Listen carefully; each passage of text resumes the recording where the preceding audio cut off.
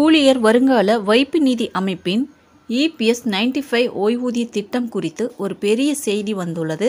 March 31, 2025 வரையிலான தரவுகளின்படி ஒவ்வொரு இரண்டாவது ஓய்வூதியதாரரும் மாதத்திற்கு ரூபாய் 1500க்கும் குறைவான ஓய்வூதியத்தை பெறுகின்றனர். வியாழக்கிழமை நாடாளுமன்றத்தில் அரசாங்கம் இதை தெரிவித்தது. இதன் காரணமாக ஓய்வூதியதாரர்களின் பிரச்சினைகள் தெளிவாகிவிட்டன.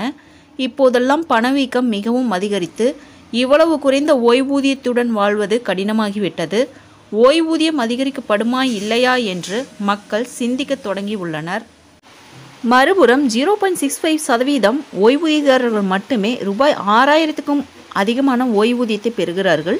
இது மிகவும் குறைவு. தொழிலாளர் துறை இணையமைச்சர் ஷோபா கரந்த்லஜே இந்த தகவல்களை எல்லாம் மாநிலங்களவையில் எழுத்துப்பூர்வமாக அளித்த பதிவில் தெரிவித்தார். தற்போதைய குறைந்தபட்ச ஓய்வூதியமான ரூபாய் 1000 இப்போது காலாவதியாகிவிட்டதால் குறைந்தபட்ச ஓய்வூதியத்தை ரூபாய் 9000ஆக உயர்த்த வேண்டும் என்ற கோரிக்கையையும் தொழிற்சங்கங்கள் முன்வைத்துள்ளன.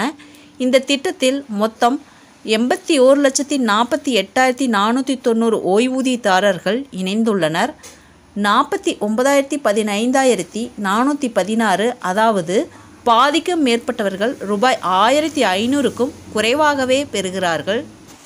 53,541 பேர் மட்டுமே ரூபாய் 6000க்கும் அதிகமான ஓய்வூதியத்தை பெறுகிறார்கள்.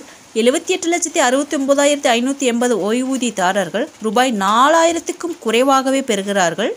தொழிற்சங்கத்தின் கோரிக்கைகள் பார்த்தீங்கன்னா, மாதத்திற்கு குறைந்தபட்ச ஓய்வூதியம் ரூபாய் 9000ஆக இருக்க வேண்டும் என்று தொழிற்சங்கங்கள் கோரியுள்ளன. இந்த கோரிக்கை தொழிலாளர் அமைச்சகத்திடம் 17 அம்ச பட்டியலில் கொடுக்கப்பட்டுள்ளது.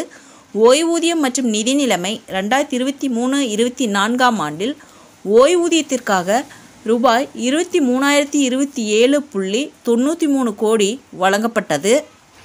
செயல்படாத கணக்குகளில் ரூபாய் 10,898.7 கோடி டெபாசிட் செய்யப்பட்டுள்ளது. அடுத்து என்ன நடக்கலாம்னு பார்த்திங்கன்னா, பணவீக்கம் காரணமாக ரூபாய் 9000 தேவை நியாயமானதாக தெரிகிறது. அரசாங்கம் யோசித்து வருகிறது, ஆனால் இன்னும் முடிவு எடுக்கப்படவில்லை.